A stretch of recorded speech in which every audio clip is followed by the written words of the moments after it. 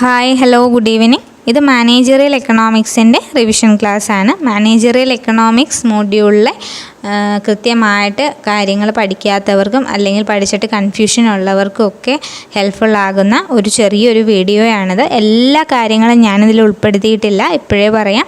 നമ്മൾ ലിമിറ്റഡ് ടൈമേ നമുക്കുള്ളൂ. വളരെ കുറച്ച് സമയത്തിനുള്ളിൽ കുറേ കാര്യങ്ങൾ പഠിക്കുക എന്നുള്ള ഒരു കാര്യം ഉള്ളതുകൊണ്ട് തന്നെ ഞാൻ വളരെ ക്രിസ്പ് ആൻഡ് ബ്രീഫായിട്ടുള്ള വീഡിയോയാണ് ചെയ്യുന്നത്. അത്യാവശ്യം ജനറൽ ഒരു ഐഡിയ ഉണ്ടാക്കി തരിക എന്നത് മാത്രമാണ് ഞാൻ ഉദ്ദേശിക്കുന്നത്. നല്ല ഡീറ്റെയിൽഡ് ആയിട്ട് നിങ്ങൾക്ക് വേണമെന്നുണ്ടെങ്കിൽ പ്ലേലിസ്റ്റ് ക്രിയേറ്റ് ചെയ്ത് കൊടുത്തിട്ടുണ്ട്. അപ്പോൾ അതിലെല്ലാ വീഡിയോസും അത്യാവശ്യം നല്ല എക്സ്പ്ലനേഷനോട് കൂടിയിട്ടാണ് കൊടുത്തിരിക്കുന്നത്. അപ്പോൾ അത് കാണുക. ഇത് ജസ്റ്റ് ഒരു റിവിഷൻ ക്ലാസ് പോലെ തന്നെ എടുക്കുക. പഠിച്ച കാര്യങ്ങൾ ഓർമ്മയിൽ കൊണ്ടുവരാനും ഒട്ടും ഐഡിയ ഇല്ലാത്തവർക്ക് പെട്ടെന്ന് കാര്യങ്ങളൊന്ന് മനസ്സിലാക്കിയെടുക്കാനും ഹെൽപ്പ് ചെയ്യുന്ന ഒരു വീഡിയോ ആയിട്ട് കണ്ടാൽ മതി. അപ്പോൾ നമുക്ക് എന്തായാലും ക്ലാസ്സിലേക്ക് പോകാം. അപ്പോൾ എക്കണോമിക്സിനെ പ്രധാനമായിട്ടും രണ്ടായിട്ട് നമുക്ക് തിരിക്കാം, മൈക്രോ എന്നും മാക്രോ എന്നും. മൈക്രോ എക്കണോമിക്സ് എന്ന് പറഞ്ഞു കഴിഞ്ഞാൽ നമ്മുടെ സമ്പദ് വ്യവസ്ഥയിലെ ഇൻഡിവിജ്വലായിട്ട് നമ്മുടെ സമ്പദ് വ്യവസ്ഥയെ ഇൻഡിവിജ്വൽ യൂണിറ്റ്സിനെ സ്റ്റഡി ചെയ്യുകയാണെങ്കിൽ നമ്മുടെ രാജ്യത്തിലെ ഓരോ വ്യക്തികളെക്കുറിച്ച് അല്ലെങ്കിൽ അവരുടെ ഇൻകത്തെക്കുറിച്ച് അവരുടെ സ്പെൻഡിങ്ങിനെക്കുറിച്ച് അങ്ങനെ നമ്മൾ സ്റ്റഡി ചെയ്യുകയാണെങ്കിൽ അത് മൈക്രോ എക്കണോമിക്സ് എന്നും. മാക്രോ എന്ന് പറഞ്ഞു കഴിഞ്ഞാൽ നമ്മുടെ രാജ്യത്തിന് മൊത്തം എഫക്റ്റ് ചെയ്യുന്ന കാര്യങ്ങളെക്കുറിച്ച്, ഇൻഫ്ലേഷനെക്കുറിച്ച്, എംപ്ലോയ്മെൻറ്റിനെക്കുറിച്ച്, GDP യെക്കുറിച്ചൊക്കെ സ്റ്റഡി ചെയ്യുന്നത് എന്തായിട്ട് പറയാം? മാക്രോ എക്കണോമിക്സ് എന്ന് നമുക്ക് പറയാം.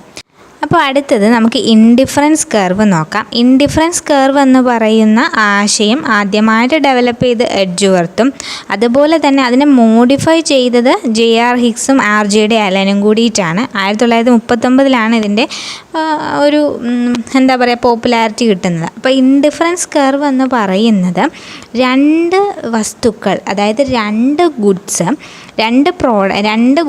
നമുക്ക് ഫോർ എക്സാമ്പിൾ നമുക്ക് പഴം എടുക്കാം, രണ്ട് വ്യത്യസ്ത പഴങ്ങൾ എടുക്കാം. ഒന്ന് നമുക്ക് ആപ്പിൾ എടുക്കാം, രണ്ട് നമുക്ക് ഓറഞ്ച് എടുക്കാം. ആപ്പിളും ഓറഞ്ചും രണ്ട് ഫ്രൂട്ട്സ് എടുക്കാം. ഈ രണ്ട് ഫ്രൂട്ട്സ് നമ്മൾ പല രീതിയിൽ നമ്മൾ വാങ്ങിക്കുകയാണ്. നമ്മൾ 1 കിലോ ആപ്പിളും 1/2 കിലോ മേടിച്ചു? ഓറഞ്ച് മേടിച്ചു. അപ്പോൾ കിട്ടുന്ന സാറ്റിസ്ഫാക്ഷനും അടുത്ത കേസിൽ നമ്മൾ 1 കിലോ ഓറഞ്ചും 1/2 കിലോ ആപ്പിളും മേടിച്ചു, അപ്പോൾ കിട്ടുന്ന സാറ്റിസ്ഫാക്ഷൻ, അതായത് രണ്ട് ഗുഡ്സ് ഏതൊക്കെ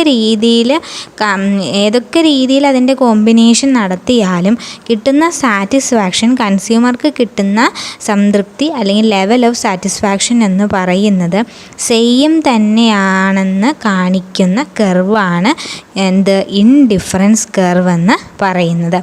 ഇൻഡിഫറൻ്റാണ്, അതായത് ഒരു പ്രോഡക്റ്റിൽ നിന്ന് കൺസ്യൂമർക്ക് കിട്ടുന്ന സാറ്റിസ്ഫാക്ഷൻ ഈ രണ്ട് പ്രോഡക്റ്റിൽ നിന്ന് കിട്ടുന്ന സാറ്റിസ്ഫാക്ഷനും തുല്യമാണ്. അതുകൊണ്ട് തന്നെ ഇൻഡിഫറൻറ്റ് അബൌട്ട് 2 പ്രോഡക്ട്സ് എന്ന് നമുക്ക് പറയാനായിട്ട് സാധിക്കും. ഈക്വൽ സാറ്റിസ്ഫാക്ഷനാണ്. A എന്ന് പറയുന്ന പ്രോഡക്റ്റിൽ നിന്ന് കിട്ടുന്ന അതേ ലെവൽ ഓഫ് സാറ്റിസ്ഫാക്ഷൻ തന്നെയാണ് B എന്ന് പറയുന്ന പ്രോഡക്റ്റിൽ നിന്ന് കിട്ടുന്നത്. അതാണ് ഇൻഡിഫറൻസ് കർവ്. അപ്പോൾ ഇൻഡിഫറൻസ് കർവ് എന്ന് പറയുന്നത് ലെഫ്റ്റിൽ നിന്ന് റൈറ്റിലേക്ക് ഒരു സ്ലോപ്പിലുള്ള കർവായിരിക്കും. ലെഫ്റ്റിൽ നിന്ന് റൈറ്റിലേക്ക് ഒരു സ്ലോപ്പുള്ള കർവായിരിക്കും. ഒരു കോൺവെക്സ് രീതിയിലുള്ള ഒരു കർവായിരിക്കും. ഇപ്പോൾ ഒരു ഇൻഡിഫറൻസ് കർവ് വരച്ചിട്ടുണ്ട്. ഗുഡ് A, ഗുഡ് B എന്നും പറഞ്ഞിട്ട് നമുക്ക് ആപ്പിളും ഓറഞ്ചും അല്ലേ നമ്മളെടുത്തത്. ഈ ആപ്പിളും ഓറഞ്ചും ഏതൊക്കെ രീതിയിൽ കോമ്പിനേഷനിൽ നമ്മൾ വാങ്ങിച്ചാലും നമുക്ക് അത് രണ്ടിൽ നിന്നും കിട്ടുന്ന സാറ്റിസ്ഫാക്ഷൻ ഒന്ന് തന്നെയാണ്. അപ്പോൾ നമ്മളൊരു ഇത് വരയ്ക്കുമ്പോൾ, ഒരു ഗ്രാഫിക്കലായിട്ട് റെപ്രസെൻറ്റ് ചെയ്യുമ്പോൾ, ഡയഗ്രമാറ്റിക്കലി നമ്മൾ ചെയ്യുമ്പോൾ ഈ ഒരു അകംവശം കുഴിഞ്ഞ ഒരു രീതിയിൽ നമുക്ക് എന്ത് കിട്ടും? ഗ്രാഫ് കിട്ടും. അതുകൊണ്ടാണ് കോൺവെക്സ് എന്ന രീതിയിൽ പറഞ്ഞിരിക്കുന്നത്.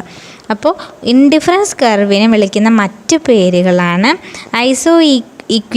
Equality curve and equal utility curve. അപ്പോൾ ഈക്വൽ യൂട്ടിലിറ്റി കർവ് ഏതാണെന്ന് ചോദിച്ചാലും ഇൻഡിഫറൻസ് കർവാണ്. ഇക്വാലിറ്റി കർവ് ഏതാണെന്ന് ചോദിച്ചാലും അതും ഇൻഡിഫറൻസ് കർവ് തന്നെയാണ്. അപ്പോൾ ഇൻഡിഫറൻസ് കർവ് എന്താണെന്ന് ക്ലിയർ ആയല്ലോ. രണ്ട് പ്രോഡക്റ്റുകളെ ഏതൊക്കെ കോമ്പിനേഷനിൽ നമ്മൾ രണ്ട് പ്രോഡക്റ്റുകൾ വാങ്ങിച്ചാലും അതിൽ നിന്ന് കിട്ടുന്ന സാറ്റിസ്ഫാക്ഷൻ, രണ്ടിൽ നിന്നും കിട്ടുന്ന സാറ്റിസ്ഫാക്ഷൻ എന്ന് പറയുന്നത് ഈക്വലൻ്റ് ആകുന്ന, അതിനെ റെപ്രസെൻറ്റ് ചെയ്യുന്നതാണ് ഇൻഡിഫറൻസ് കർവ്. ഇനി നമുക്ക് ലോ ഓഫ് ഡിമാൻഡ് നോക്കാം. ലോ ഓഫ് ഡിമാൻഡ് എന്ന് പറയുന്നത് മറ്റ് കാര്യങ്ങൾ ഇക്കോണമിയിലുള്ള മറ്റ് വേരിയബിൾസ് പ്രത്യേകം മാറ്റമില്ലാതെ നിർത്തിയാൽ ഒരു പ്രോഡക്റ്റിൻ്റെ ഡിമാൻഡിനെ കൂട്ടുകയോ കുറയ്ക്കുകയോ ഡിമാൻഡിനെ ഇൻഫ്ലുവൻസ് ചെയ്യുന്നത് പ്രൈസാണ് എന്ന് പറയുന്ന ലോ ആണ് ലോ ഓഫ് ഡിമാൻഡ് എന്ന് പറയുന്നത്. When other things remaining constant and increase in price leads to fall in demand and decrease in price leads to rise in demand. അപ്പം മറ്റു കാര്യങ്ങൾ എക്കണോമിയിലെ മറ്റ് ഫാക്ടേഴ്സിനെ ഒന്നും നമ്മൾ പരിഗണിക്കാതെ പ്രൈസും ഡിമാൻഡും രണ്ടും തമ്മിലുള്ള ഒരു റിലേഷനാണ് പറയുന്നത്. അപ്പോൾ മറ്റു ഫാക്ടേഴ്സിനെ കോൺസ്റ്റൻ്റ് ആക്കി നിർത്തിക്കഴിഞ്ഞാൽ കൺസ്യൂമേഴ്സിൻ്റെ ടേസ്റ്റ്, പ്രിഫറൻസ് അതൊന്നും നമ്മളിവിടെ കണക്കിലെടുക്കാതെ പ്രൈസും ഡിമാൻഡും മാത്രം നമ്മൾ നോക്കിക്കഴിഞ്ഞാൽ പ്രൈസ് കൂടുമ്പോൾ ഒരു പ്രോഡക്റ്റിൻ്റെ ഡിമാൻഡ് കുറയുന്നു, പ്രൈസ് കുറയുമ്പോൾ ഒരു പ്രൊഡക്റ്റിൻ്റെ ഡിമാൻഡ് കൂടുന്നു. ഈ ഒരു ഇൻവേഴ്സ് റിലേഷനെ കാണിക്കുന്ന ലോയാണ് ലോ ഓഫ് ഡിമാൻഡ് എന്ന് പറയുന്നത്. അപ്പോൾ അത് ക്ലിയർ ആയെന്ന് വിചാരിക്കുന്നു. അപ്പോൾ അടുത്തത് നമ്മൾ പറയുന്നത് എക്സ്പാൻഷൻ ആൻഡ് കോൺട്രാക്ഷൻ ഓഫ് ഡിമാൻഡാണ്. നമ്മൾ ലോ ഓഫ് ഡിമാൻഡിൽ പറഞ്ഞില്ലേ, പ്രൈസും ഡിമാൻഡും തമ്മിൽ ഇൻവേഴ്സ് റിലേഷനാണ്. പ്രൈസ് കുറയുമ്പോൾ ഡിമാൻഡ് കൂടുന്നു, പ്രൈസ് കൂടുമ്പോൾ ഡിമാൻഡ് കുറയുന്നു, അങ്ങനെയല്ലേ നമ്മൾ പറഞ്ഞത്. അപ്പോൾ പ്രൈസ് കുറയുമ്പോൾ ഡിമാൻഡിലുണ്ടാകുന്ന കൂടുതലിനെ അല്ലെങ്കിൽ ഡിമാൻഡ് കൂടുന്നതിനെയാണ് എക്സ്പാൻഷൻ എന്ന് പറയുന്നത്. അതുപോലെ തന്നെ പ്രൈസ് കൂടുമ്പോൾ ഡിമാൻഡ് കുറയുന്നതിനെയാണ് കോൺട്രാക്ഷൻ എന്ന് പറയുന്നത്. അപ്പോൾ പ്രൈസ് കാരണമുണ്ടാകുന്ന ഡിമാൻഡിലുണ്ടാകുന്ന ഇൻക്രീസ് അല്ലെങ്കിൽ ഡിക്രീസിനെയാണ് നമ്മൾ എക്സ്പാൻഷൻ കോൺട്രാക്ഷൻ എന്ന ഒരു ടേം വെച്ചിട്ട് നമ്മൾ പറയുന്നത്. അപ്പോൾ ഇത് ഇത്രയും പറഞ്ഞത് ക്ലിയർ ആയെന്ന് വിചാരിക്കുന്നു. അടുത്തത് പ്രൈസ് ഇലാസ്റ്റിസിറ്റി ഓഫ് ഡിമാൻഡാണ്. അപ്പോൾ ലോ ഓഫ് ഡിമാൻഡിൽ നമ്മൾ പറഞ്ഞു പ്രൈസ് ഇൻക്രീസ് ചെയ്യുമ്പോൾ ഡിമാൻഡ് കുറയുന്നു, പ്രൈസ് ഡിക്രീസ് ചെയ്യുമ്പോൾ ഡിമാൻഡ് എന്ത് ചെയ്യുന്നു, കൂടുന്നു എന്ന് നമ്മൾ പറഞ്ഞു.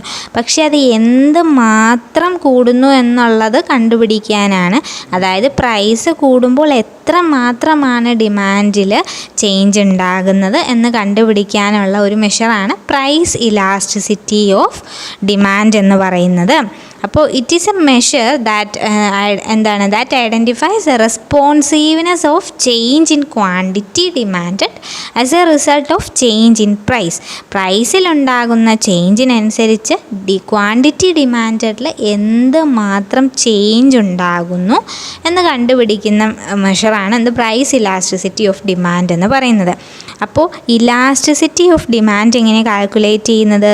Percentage change in quantity demanded divided by percentage change in price. അതായത് quantity demand ന്യൂമറേറ്ററായിട്ടും change in price ഡിനോമിനേറ്ററായിട്ടും വരും. കാരണം പെർസെൻറ്റേജ് പ്രൈസിനനുസരിച്ചല്ലേ ക്വാണ്ടിറ്റി മാറുന്നത്. അപ്പോൾ അതുകൊണ്ട് percentage change in quantity demanded divided by percentage change in price ആണ് പ്രൈസ് ഇലാസ്റ്റിസിറ്റി ഓഫ് ഡിമാൻഡ് കണ്ടുപിടിക്കാനുള്ള ഫോർമുല.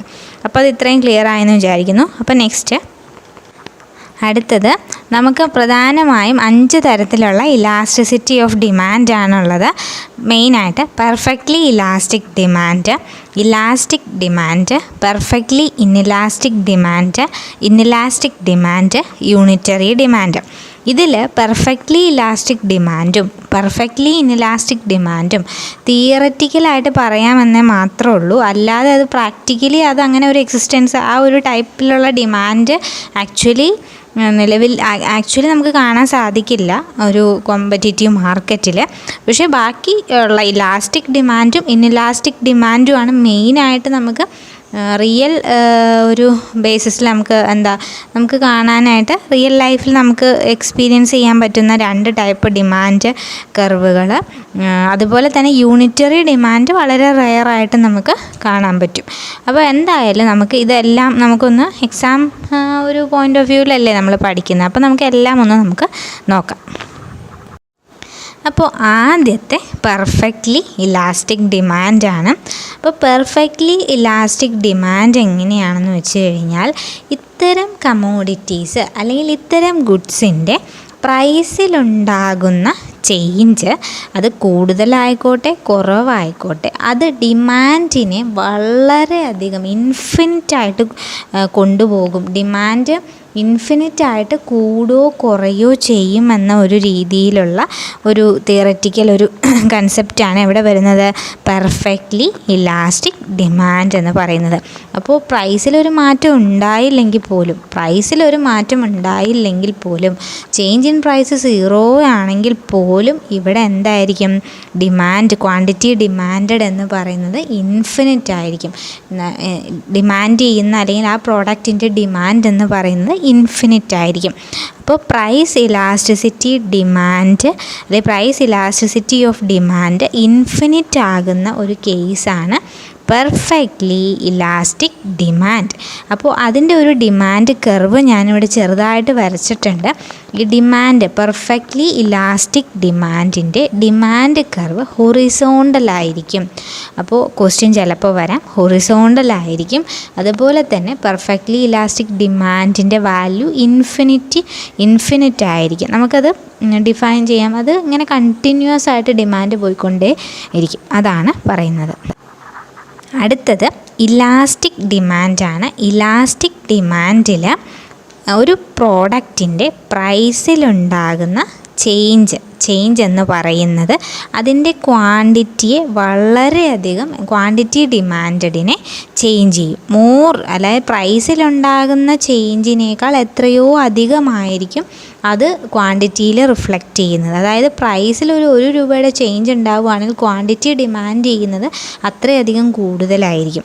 അപ്പോൾ കൂടുതലായിട്ട് ഇപ്പോൾ നമ്മൾ ഒരു മിഠായിയുടെ തന്നെ അല്ലെങ്കിൽ ഏതെങ്കിലും തരത്തിൽ ഒരു ചോക്ലേറ്റ് ആയിക്കോട്ടെ, അതിൻ്റെ ഒരു വില കുറഞ്ഞു എന്ന് വിചാരിക്കുക. ഒരു 2 രൂപ കുറഞ്ഞു അല്ലെങ്കിൽ 3 രൂപ കുറഞ്ഞു എന്ന് വിചാരിക്കുക. അപ്പോൾ അത് ഡിമാൻഡ് ചെയ്യുന്നത് അതിനേക്കാൾ ഒരു ചോക്ലേറ്റ് മേടിച്ചുകൊണ്ടിരുന്ന ആൾ ചിലപ്പോൾ മേടിക്കുന്നത് 2-3 ചോക്ലേറ്റ് ആയിരിക്കും. അതാണ് പറയുന്നത് ഇലാസ്റ്റിക് ഡിമാൻഡിൽ percentage change in the quantity demanded is more than the percentage change in price. പ്രൈസിലുണ്ടാകുന്ന ചേഞ്ചിനേക്കാൾ വളരെയധികം കൂടുതലായിരിക്കും ക്വാണ്ടിറ്റിയിലുണ്ടാകുന്ന ചേഞ്ച്. അതാണ് ഇലാസ്റ്റിക് ഡിമാൻഡിൽ വരുന്നത്. അതുകൊണ്ട് തന്നെ പ്രൈസ് ഇലാസ്റ്റിസിറ്റി ഓഫ് ഡിമാൻഡ് എങ്ങനെയായിരിക്കും, ഇതിൻ്റെ വാല്യൂ ഗ്രേറ്റർ ദാൻ 1 എന്ന് നമുക്ക് പറയാം. Greater than 1. അപ്പോൾ രണ്ടും ഈക്വൽ. ഡിമാൻഡ് കൂടുമ്പോൾ പ്രൈസ് കൂടുമ്പോൾ ഡിമാൻഡ് അതേ യൂണിറ്റിൽ കൂടുന്നതാണ് ഈക്വൽ അല്ലെങ്കിൽ യൂണിറ്ററി ഡിമാൻഡ് എന്ന് പറയുന്നത്. അപ്പോൾ ഇവിടെ പ്രൈസ് കൂടുന്നതിനേക്കാൾ അധികമായിട്ടല്ലേ ഡിമാൻഡിൽ ചേഞ്ച് ഉണ്ടാകുന്നത്. അതുകൊണ്ട് തന്നെ ഗ്രേറ്റർ ദാൻ 1 ആണ്. ഇതിൻ്റെ ഞാനൊരു കർവ് വരച്ചിട്ടുണ്ട്. സ്ലോപ്പ് ചെയ്തിട്ട് കിടക്കുന്ന ഒരു കർവാണ്. ഇനി അടുത്തത് പെർഫെക്റ്റ്ലി ഇൻഇലാസ്റ്റിക് ഡിമാൻഡ്. അടുത്തത് പെർഫെക്റ്റ്ലി ഇൻഇലാസ്റ്റിക് ഡിമാൻഡാണ്. നമ്മൾ നേരത്തെ പറഞ്ഞ പോലെ ഇതും പെർഫെക്റ്റ്ലി ഇൻഇലാസ്റ്റിക് ഡിമാൻഡും നമുക്ക് റിയൽ മാർക്കറ്റിൽ നമുക്ക് അതിൻ്റെ ഒരു മോഡൽ കാണാനായിട്ട് സാധിക്കില്ല. നമ്മൾ തിയററ്റിക്കലി ഇത് പറയുന്നു എന്ന് മാത്രമേ ഉള്ളൂ. അപ്പോൾ പെർഫെക്റ്റ്ലി ഇൻഇലാസ്റ്റിക് ഡിമാൻഡിൽ പ്രൈസിലുണ്ടാകുന്ന ചേഞ്ച് ക്വാണ്ടിറ്റി എന്ത് ചെയ്യില്ല, ഡിമാൻഡിനെ കൂട്ടുന്നില്ല. അതായത് ഒരു പ്രോഡക്റ്റിൻ്റെ പ്രൈസിൽ എന്ത് ചേഞ്ച് ഉണ്ടായാലും അതിൻ്റെ ക്വാണ്ടിറ്റിയിൽ ഡിമാൻഡിൽ വ്യത്യാസം ഒരു മാറ്റവും ഉണ്ടാകുന്നില്ല. അതാണ് പെർഫെക്റ്റ്ലി ഇൻഇലാസ്റ്റിക് ഡിമാൻഡ് എന്ന് പറയുന്നത്, ഒരു സിറ്റുവേഷൻ എന്ന് പറയുന്നത്. അപ്പോൾ അതിൽ പെർഫെക്റ്റ്ലി ഇലാസ്റ്റിക് ഡിമാൻഡ് എന്ന് പറയുന്നത് 0 ആയിരിക്കും. അതിൻ്റെ ഒരു കർവ് വരച്ച് കഴിയുമ്പോൾ വെർട്ടിക്കലായിട്ടുള്ള കർവായിരിക്കും. അപ്പോൾ പെർഫെക്റ്റ്ലി ഇലാസ്റ്റിക് ഡിമാൻഡിൻ്റെ കർവ് എന്ന് പറയുന്നത് ഹൊറിസോണ്ടലായിരുന്നു. പെർഫെക്റ്റ്ലി ഇൻഇലാസ്റ്റിക് ഡിമാൻഡിൻ്റെ കർവ് എന്ന് പറയുന്നത് വെർട്ടിക്കലായിരിക്കും. അപ്പോൾ അതാണ്. അപ്പോൾ ഇവിടെ ഒരു ഉദാഹരണം ലൈഫ് സേവിങ് മെഡിസിൻസ് പറഞ്ഞിട്ടുണ്ട്. ജസ്റ്റ് ഒരു ഉദാഹരണമായിട്ട് എടുക്കുക. നമുക്ക് അത്രയധികം വിലപ്പെട്ട മെഡിസിനാണ്. അപ്പോൾ അതിൻ്റെ ചേഞ്ച് എത്ര പ്രൈസ് കൂടിയാലും കുറഞ്ഞാലും നമ്മുടെ ആവശ്യത്തിന് നമ്മൾ വാങ്ങിക്കുന്നത് അത് അങ്ങനെ തന്നെ കോൺസ്റ്റൻ്റ് ആയിട്ട് വാങ്ങിക്കും. ആ ഒരു ഇതിലാണ് ഈ ഒരു എക്സാമ്പിൾ കൊടുത്തിരിക്കുന്നത്. ഇനി അടുത്തത് ഇൻഇലാസ്റ്റിക് ഡിമാൻഡ്. അപ്പോൾ ഇൻഇലാസ്റ്റിക് ഡിമാൻഡിൽ ഒരു പ്രോഡക്റ്റിൻ്റെ പ്രൈസിലുണ്ടാകുന്ന മാറ്റം ക്വാണ്ടിറ്റി ഡിമാൻഡിനെ അതിനേക്കാൾ കുറവായിട്ടാണ്, ആ ക്വാണ്ടിറ്റി ഡിമാൻഡ് ചെയ്യുന്നത് അതിലും വളരെ കുറവായിട്ടാണ് വരുന്നതെങ്കിൽ അതാണ് ഇൻഇലാസ്റ്റിക് ഡിമാൻഡ്. അതായത് നമ്മൾ പ്രൈസ് ഒരു 10 രൂപയാണ് കുറയുന്നതെങ്കിൽ ഡിമാൻഡ് ചിലപ്പോൾ കൂടുന്നത് വളരെ കുറഞ്ഞ നിരക്കിലായിരിക്കും. അത്രയും വലിയ പ്രൈസ് കുറഞ്ഞു എന്ന് പറഞ്ഞ് അത്ര ഭയങ്കരമായിട്ട് അതിൻ്റെ ഡിമാൻഡ് അതിൻ്റെ ഇരട്ടി കൂടുമൊന്നുമില്ല, കൂടും. പക്ഷേ ആ ഒരു നിരക്ക് എന്ന് പറയുന്നത് പ്രൈസിലുണ്ടാകുന്ന കുറവിനേക്കാൾ കമ്പാരിറ്റീവ്ലി കുറഞ്ഞ നിരക്കിലായിരിക്കും. അതാണ് പറയുന്നത് percentage change in the quantity demanded less than the change in price. അപ്പോൾ പ്രൈസിലുണ്ടാകുന്ന ചേഞ്ചിനേക്കാൾ കുറവായിട്ടായിരിക്കും ഡിമാൻഡിൽ എന്തുണ്ടാകുന്നത്, മാറ്റമുണ്ടാകുന്നത്. ഇലാസ്റ്റിക് ഡിമാൻഡിൽ നമ്മൾ പറയുന്നത് പ്രൈസിലുണ്ടാകുന്ന ചേഞ്ച് അതിനേക്കാൾ വളരെ വലിയ ആ ചേഞ്ചിന് അനുസൃതമായിട്ട് വളരെ വലിയ രീതിയിലൊരു മാറ്റം എവിടെ ഉണ്ടാവും, ക്വാണ്ടിറ്റി ഡിമാൻഡിലുണ്ടാവും എന്നാണ് നമ്മൾ ഇലാസ്റ്റിക് ഡിമാൻഡിൽ പറഞ്ഞത്. അപ്പോൾ ഈ ഒരു ഇൻഇലാസ്റ്റിക് ഡിമാൻഡിൽ പ്രൈസ് ഇലാസ്റ്റിസിറ്റി ഓഫ് ഡിമാൻഡ് എന്ന് പറയുന്നത് ലെസ് ദാൻ 1 ആയിരിക്കും. നമ്മളത് റെപ്രസെൻ്റ് ചെയ്യുമ്പോൾ ലെസ് ദാൻ 1 ആയിരിക്കും. അത് കുത്തനെയുള്ള ഒരു സ്ലോപ്പായിട്ടായിരിക്കും ഡിമാൻഡ് കർവ് കിടക്കുന്നത്. അപ്പോൾ ഇത്രയൊക്കെയാണ് നമുക്ക് നോക്കാനുള്ളത്. പിന്നെ യൂണിറ്ററി ഡിമാൻഡ് ഉണ്ട്. അത് ഒരു യൂണിറ്റ് പ്രൈസ് ചേഞ്ച് ചെയ്യുമ്പോൾ അതേ രീതിയിലുള്ള പ്രൊപ്പോർഷനേറ്റ് ആയിട്ടുള്ള യൂണിറ്റ് ചേഞ്ച് ഡിമാൻഡിലുണ്ടാകുന്നതാണ് യൂണിറ്ററി ഡിമാൻഡ് എന്ന് പറയുന്നത്. അപ്പം ഞാനിത് ജസ്റ്റ് ഒന്ന് ഇങ്ങനെ എല്ലാത്തിൻ്റെയും ഒരു ജസ്റ്റ് ഒന്ന് എഴുതിയിട്ടുണ്ട്. Perfectly elastic demand infinite value ആയിരിക്കും. പെർഫെക്റ്റ്ലി ഇൻഇലാസ്റ്റിക് ഡിമാൻഡ് 0 ആയിരിക്കും. അപ്പോൾ ഇലാസ്റ്റിക് ഡിമാൻഡിൻ്റെ കേസിൽ ഗ്രേറ്റർ ദാൻ 1 ആണ്. ഇൻഇലാസ്റ്റിക് ഡിമാൻഡിൻ്റെ കേസിൽ വാല്യൂ ലെസ് ദാൻ 1 ആയിരിക്കും. യൂണിറ്ററി ഡിമാൻഡിൻ്റെ കേസിൽ വാല്യൂ 1 ആയിരിക്കും. അപ്പോൾ പ്രൈസ് ഇലാസ്റ്റിസിറ്റിയുമായി ബന്ധപ്പെട്ട് പറഞ്ഞ കാര്യങ്ങൾ ക്ലിയർ ആയെന്ന് വിചാരിക്കുന്നു. എന്തെങ്കിലും ഡൗട്ട്സ് ഉണ്ടെന്നുണ്ടെങ്കിൽ ചോദിക്കും. അടുത്തത് പ്രൊഡക്ഷൻ ഫങ്ഷനാണ്. പ്രൊഡക്ഷൻ എന്ന് പറഞ്ഞു കഴിഞ്ഞാൽ ഇൻപുട്ടിനെ ഔട്ട്പുട്ടായിട്ട് മാറ്റുന്ന പ്രോസസ്സിനെയാണ് നമ്മൾ പ്രൊഡക്ഷൻ എന്ന് പറയുന്നത്. ഏതെങ്കിലും ഒരു ഗുഡ്സ് ഉണ്ടാക്കാനായിട്ട് അതിൻ്റെ റോ മെറ്റീരിയൽ ഇൻപുട്ടാണ്, അത് കൊടുത്തിട്ട് നമ്മളതൊരു ഗുഡ്സായിട്ട് മാറ്റുന്നു. അതാണ് എന്ത്, പ്രൊഡക്ഷൻ എന്ന് പറയുന്നത്. പ്രൊഡക്ഷനെ നമ്മൾ സഹായിക്കുന്നത് ഫാക്ടേഴ്സ് ഓഫ് പ്രൊഡക്ഷനാണ്. ഫാക്ടേഴ്സ് ഓഫ് പ്രൊഡക്ഷൻസ് ഏതൊക്കെയാണ്? Land, labour, capital and organisation ആണ് ഫാക്ടേഴ്സ് ഓഫ് പ്രൊഡക്ഷൻ വരുന്നത്. അപ്പോൾ പ്രൊഡക്ഷനെ മെയിനായിട്ടും 2 രീതിയിൽ നമുക്ക് തിരിക്കാം. Short run and long run production function എന്ന് തിരിക്കാം.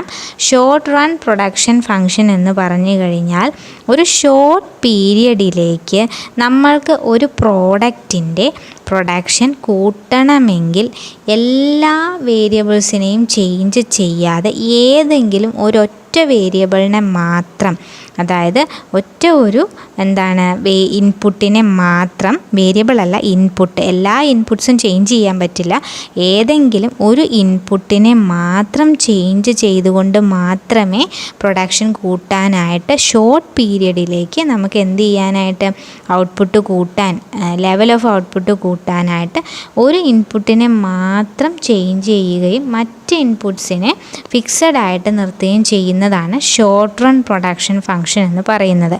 ഇനി ലോങ് റൺ പ്രൊഡക്ഷൻ ഫംഗ്ഷൻ എന്ന് പറഞ്ഞു കഴിഞ്ഞാൽ ലോങ് പീരിയഡിലേക്ക് നമ്മൾക്ക് ഒരു ഔട്ട്പുട്ട്, ഒരു പ്രോഡക്റ്റിൻ്റെ ഉൽപ്പാദനം കൂട്ടാൻ വേണ്ടിയിട്ട് നമുക്ക് എല്ലാ അവൈലബിൾ ആയിട്ടുള്ള എല്ലാ പ്രോഡക്റ്റ് നിർമ്മിക്കാൻ ആവശ്യമായിട്ടുള്ള എല്ലാ ഇൻപുട്ട്സിനും നമുക്ക് മാറ്റങ്ങൾ വരുത്താം, ചേഞ്ചസ് വരുത്താം എന്നുള്ളതാണ് ലോങ് റൺ പ്രൊഡക്ഷൻ ഫംഗ്ഷനിൽ പറയുന്നത്. അപ്പോൾ ഈ പ്രൊഡക്ഷൻ ഫംഗ്ഷൻ്റെ അടിസ്ഥാനത്തിൽ 2 ലോസ് ഉണ്ട്. The law of variable proportion and return to scale. അപ്പോൾ 2 പ്രധാനപ്പെട്ട ലോ ഉണ്ട്. Law of variable proportion and return to scale. അപ്പോൾ ലോ ഓഫ് വേരിയബിൾ പ്രൊപ്പോർഷൻ പറയുന്നത് നമ്മൾ ഷോർട്ട് റൺ പ്രൊഡക്ഷൻ്റെ കാര്യമാണ് ലോ ഓഫ് വേരിയബിൾ പ്രൊപ്പോർഷനിൽ പറയുന്നത്. ഒരു ഷോർട്ട് പീരിയഡിലേക്ക് നമ്മളുടെ പ്രോഡക്റ്റ്, നമ്മുടെ ഔട്ട്പുട്ട് കൂട്ടാൻ വേണ്ടിയിട്ട് ഇൻപുട്ടിനെ, ഏതെങ്കിലും ഒരു ഇൻപുട്ടിനെ, വേരിയബിൾ ഇൻപുട്ട് നമ്മൾ കൂടുതൽ ഒരു ഇൻപുട്ട് മാത്രം നമ്മൾ കൂട്ടിക്കൊണ്ടിരിക്കുക. നമുക്കൊരു ഉൽപ്പന്നം ഉൽപ്പാദിപ്പിക്കാനായിട്ട് ലാൻഡ്, ലേബർ, ക്യാപിറ്റലൊക്കെ വേണം. അതിൽ നമ്മൾ ആ ഒരു ഉൽപ്പന്നം ഷോർട്ട് പീരീഡിലേക്ക് നമുക്ക് നല്ല ഡിമാൻഡ് ഉണ്ട്, ആ ഒരു പ്രോഡക്റ്റ് കൂടുതലായിട്ട് വിൽക്കണം എന്ന് വിചാരിക്കുക. അപ്പോൾ അതിൻ്റെ ആ ഡിമാൻഡ് നമുക്ക് മീറ്റ് ചെയ്യാൻ വേണ്ടിയിട്ട് നമ്മൾ കൂടുതൽ ലേബേഴ്സിനെ മാത്രം നമ്മൾ വെച്ചുകൊണ്ടിരിക്കുക, ലേബേഴ്സിനെ മാത്രം നമ്മൾ ജോലിയിൽ നമ്മൾ കൂട്ടുക, വേറെ ഒന്നും നമ്മൾ ചേഞ്ച് ചെയ്യുന്നില്ല, മൂലധനം ഒന്നും മാറ്റുന്നില്ല, ലേബറിനെ മാത്രം കൂടുതൽ നമ്മൾ ആ ജോലിയിലേക്ക് ഇൻവോൾവ് ചെയ്യിപ്പിക്കുകയാണെങ്കിൽ പ്രോഡക്റ്റ് എന്ന് പറയുന്നത് കൂടും.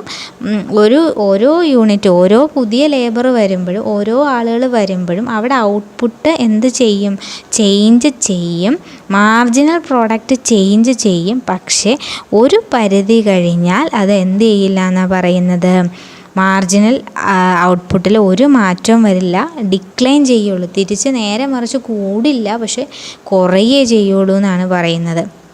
അപ്പോൾ ഏതെങ്കിലും ഒരു ഇൻപുട്ടിനെ നിരന്തരമായിട്ട് നമ്മൾ കൂടുതൽ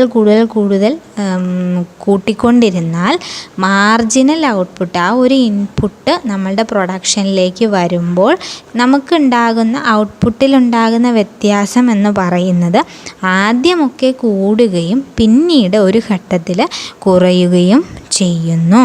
അപ്പോൾ ഈ ഒരു ഫിനോമിനനാണ് ശരിക്കും ലോ ഓഫ് വേരിയബിൾ പ്രപ്പോർഷൻസ് എന്നറിയപ്പെടുന്നത്, ലോ ഓഫ് വേരിയബിൾ പ്രപ്പോർഷൻസ്. അപ്പോൾ അടുത്തത് ലോങ് ടേം പ്രൊഡക്ഷനുമായി ബന്ധപ്പെട്ട ഒരു ലോ ആണ്, law of return to scale എന്ന് പറയും. ഇതിൽ പറയുന്നത് എന്താണെന്ന് വെച്ച് കഴിഞ്ഞാൽ നമ്മൾ പറയും ലോങ് ടേമിലേക്ക് നമ്മൾ ഒരു പ്രോഡക്റ്റിൻ്റെ ഔട്ട്പുട്ട് കൂട്ടാൻ വേണ്ടി എല്ലാ ഇൻപുട്സിലും ചേഞ്ച് വരുത്തുമെന്ന് പറഞ്ഞുല്ലോ. അപ്പോൾ എല്ലാ ഇൻപുട്സിലും നമ്മൾ ചേഞ്ച് വരുത്തുമ്പോൾ ഔട്ട്പുട്ടിലുണ്ടാകുന്ന ചേഞ്ചാണ് ശരിക്കും ഈ ലോയിൽ പറയുന്നത്. Return to scale refers to the change in output when all inputs are variable and proportion between input remains constant. അതായത് എല്ലാ ഇൻപുട്സിനെയും ഒരേ അനുപാതത്തിൽ, ഒരേ പ്രൊപ്പോർഷനിൽ നമ്മൾ മാറ്റം വരുത്തുമ്പോൾ ഔട്ട്പുട്ടിലുണ്ടാകുന്ന ചേഞ്ച് എന്താണെന്നുള്ളതാണ് റിട്ടേൺ ടു സ്കെയിൽ എന്ന് പറയുന്ന ലോയിൽ പറയുന്നത്. അടുത്തത് കോപ്പ് ഡഗ്ലസ് പ്രൊഡക്ഷൻ ഫംഗ്ഷനാണ്, CD പ്രൊഡക്ഷൻ ഫംഗ്ഷൻ എന്നും അറിയപ്പെടുന്നു. അമേരിക്കൻ മാനുഫാക്ചറിങ് ഇൻഡസ്ട്രിയിൽ പോൾ H. ഡഗ്ലസും അതുപോലെ തന്നെ CW കോബും 1921 നടത്തിയ ഒരു സ്റ്റഡിയുടെ അടിസ്ഥാനത്തിൽ അവർ കണ്ടുപിടിച്ച പ്രൊഡക്ഷനുമായി ബന്ധപ്പെട്ട അല്ലെങ്കിൽ പ്രൊഡക്ഷൻ ഇൻപുട്ട് ഔട്ട്പുട്ട് റിലേഷനെ കുറിച്ച് അവർ കണ്ടുപിടിച്ച ചില കണ്ടെത്തലുകളാണ് ഈ ഫംഗ്ഷനിൽ വരുന്നത്.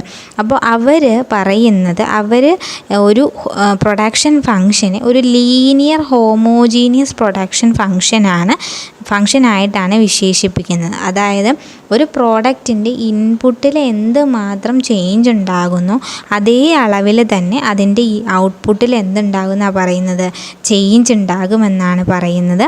അതുപോലെ ഒരു പ്രോഡക്റ്റ് പ്രൊഡ്യൂസ് ചെയ്യാൻ 2 ഇൻപുട്ടുകൾ മാത്രമാണ് ഇവർ ഈ സ്റ്റഡിയിൽ പരിഗണിച്ചിട്ടുള്ളൂ, ലേബറും ക്യാപിറ്റലും.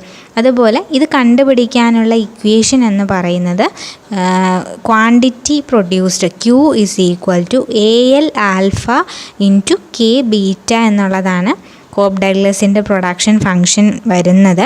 Q = AL alpha into K beta, A into L into K. അപ്പോൾ L raise to alpha into A into L raise to alpha into K raise to beta, അതാണ് പ്രൊഡക്ഷൻ ഫംഗ്ഷൻ വരുന്നത്. അപ്പോൾ ഒരു പ്രൊഡക്റ്റിൻ്റെ ക്വാണ്ടിറ്റി എന്ന് പറയുന്നത് ലേബറിൻ്റെയും ക്യാപിറ്റലിൻ്റെയും അതിന് എത്രമാത്രം ചേഞ്ച് ഉണ്ടാകുന്നു അതിനനുസരിച്ച് അതിൻ്റെ ക്വാണ്ടിറ്റിയിലും ചേഞ്ച് വരുമെന്ന് പറയുന്നുണ്ട്. A എന്ന് പറയുന്നത് ഇവിടെ ലേബറും ക്യാപിറ്റലും കൂടാതെ ഒരു ഔട്ട്പുട്ടിനെ കൂട്ടാൻ അവരുപയോഗിക്കുന്ന ടെക്നോളജിക്ക് വളരെയധികം പ്രാധാന്യമുണ്ട്. ആ ടെക്നോളജിയെ കാണിക്കാൻ വേണ്ടിയിട്ടാണ് A എന്ന് പറയുന്നത് കൊടുത്തിരിക്കുന്നത്. അതുപോലെ ആൽഫ ബീറ്റ എന്ന് പറഞ്ഞ 2 കോൺസ്റ്റൻ്റ് ആണ്. അപ്പോൾ ലേബറിലുണ്ടാകുന്ന ചേഞ്ചിനനുസരിച്ച് ആൽഫ എന്ന് പറയുന്നത് ഔട്ട്പുട്ട് ഇലാസ്റ്റിസിറ്റി ഓഫ് ലേബറാണ്. ഒരു യൂണിറ്റ് ലേബർ ചേഞ്ച് ചെയ്യുമ്പോൾ എന്തുമാത്രം പ്രൊഡക്ഷനിൽ ഔട്ട്പുട്ടിൽ ചേഞ്ചസ് ഉണ്ടാകുന്നു എന്ന് കാണിക്കുന്നതാണ് ആൽഫ. അതുപോലെ തന്നെ ഒരു യൂണിറ്റ് ക്യാപിറ്റലിൽ ചേഞ്ച് ചെയ്യുമ്പോൾ എന്തുമാത്രമാണ് ഔട്ട്പുട്ടിൽ ചേഞ്ച് എത്ര യൂണിറ്റ് ചേഞ്ചാണ് ഔട്ട്പുട്ടിൽ ഉണ്ടാകുന്നത് എന്നത് കാണിക്കുന്നതാണ് ബീറ്റ. അപ്പോൾ ആൽഫയും ബീറ്റയും 2 കോഎഫിഷ്യൻസ് ആണ്. അപ്പോൾ ഇത്രയും കാര്യങ്ങളാണ് ഇത് റിലേറ്റഡ് ആയിട്ട് നമുക്ക് പറയാനുള്ളൂ. അപ്പോൾ കോപ്പ് ഡഗ്ലസിൻ്റെ പ്രൊഡക്ഷൻ ഫംഗ്ഷൻ എന്ന് പറയുന്നത് ലോങ് റൺ പ്രൊഡക്ഷൻ ഫംഗ്ഷനുമായി ബന്ധപ്പെട്ടതാണ്. അപ്പോൾ ഇത്രയും കാര്യങ്ങൾ just linear homogeneous production function ആണെന്നുള്ള കാര്യം ഓർക്കുക. ഇതുമായിട്ട് ഈ കോപ്പ് ഡഗ്ലസിൻ്റെ പ്രൊഡക്ഷൻ ഫംഗ്ഷൻ ഡീറ്റെയിൽഡ് ആയിട്ട് ഈ പറഞ്ഞ ഞാൻ പറഞ്ഞില്ലേ ഒരു പ്ലേലിസ്റ്റ് ക്രിയേറ്റ് ചെയ്ത് മാനേജറിയൽ എക്കണോമിക്സിൻ്റെ ക്ലാസ്സുകൾ അപ്ലോഡ് ചെയ്തിട്ടുണ്ട്, അതിൽ കൊടുത്തിട്ടുണ്ട്. അപ്പോൾ ആവശ്യമുള്ളവർ തീർച്ചയായിട്ടും അത് കാണാം. അപ്പോൾ ഇന്ന് പറഞ്ഞ എല്ലാ കാര്യങ്ങളും ക്ലിയർ ആയെന്ന് വിചാരിക്കുന്നു. എന്തെങ്കിലും ഡൗട്ട്സ് ഉണ്ടെന്നുണ്ടെങ്കിൽ ചോദിക്കുക.